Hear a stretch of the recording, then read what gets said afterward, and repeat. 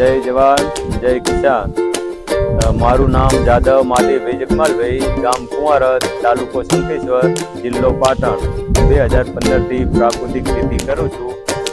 મને પ્રાકૃતિક ખેતી કરવા માટે માર્ગદર્શન મળ્યું આપણા રાષ્ટ્રપાલ શ્રી આચાર્ય દેવવ્રતજીના માર્ગદર્શન હેઠળ। એમની અવારનવાર શિબિરોમાં હું જતો, પછી આપણા આત્મા દ્વારા મને શિબિરોમાં અવારનવાર જવાનો મોકો મળ્યો, તો હું અવારનવાર શિબિરોમાં જતો। પ્રાકૃતિક ખેતી વિશેની બધી માહિતી મને જાણવા મળી।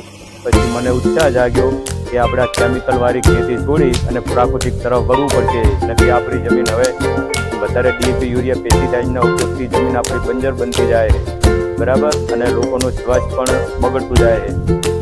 પછી આ મેં 2015થી પ્રાકૃતિક ખેતી ચાલુ કરીને પછી મેં નક્કી કર્યું કે બાગાયત કરીએ આપણે। તો મેં 1 હેક્ટરની અંદર બાગાયત કર્યું। તો બાગાયતની અંદર પછી ખારી કે 110 છોડવા, 80 છોડવા લખનઉ 49 જામફર है, પછી ભાઈ 25 છોડવા આંબાના है, બરાબર। તો એ હું બાગાયતની અંદરથી હું 10 લાખ રૂપિયાની આવક ચાલુ થઈ ગઈ મારે।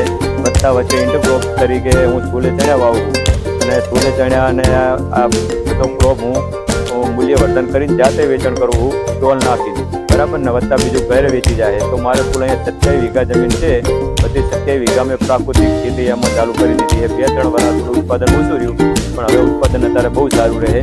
તો બીજું હું 1.5 વીઘાની અંદર ડુંગળી વાવું, તો 1.5 વીઘાની મારે 600 મણ ડુંગળી થઈ, વત્તા મારે 2 વીઘાનું 200 મણ લહણ થયું, બરાબર। અને હું બધું મૂલ્યવર્ધન કરીને જાતે વેચાણ કરું, અને બાકીની જમીનમાં દેશી ચણા વાવું રહ્યું, તો 450-500 મણ દેશી ચણા થાય। તો કુલ મારી જમીનની આવક અહીંયા 26 લાખ રૂપિયાની આવક આ સાલ મારે થઈ ગઈ, બરાબર। તો પ્રાકૃતિક ખેતી કરવાથી ઉત્પાદન બહુ સરસ રહે, અને આવું ઉત્પાદન તો મેં ધાર્યું નહોતું કે પ્રાકૃતિક ખેતી કરવાથી આટલું ઉત્પાદન મળશે, અને કોઈ ખર્ચો નહીં પાડું।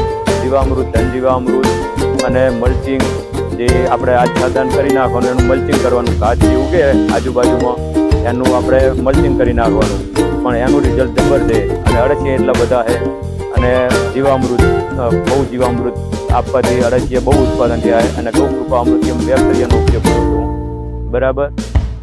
અને ગાય હું રાખું, અને ગાયનું જે દૂધ આવે ને, એ દૂધ અને ગોળ એનો પણ હું છંટકાવ કરું છું। અને આ આપણે ફ્રૂટનું શાઇનિંગ અને એની મીઠાશ લાવવા માટે આકડાનો બોળો બનાવી અને આકડાનો બોળો આપું રહ્યો હું,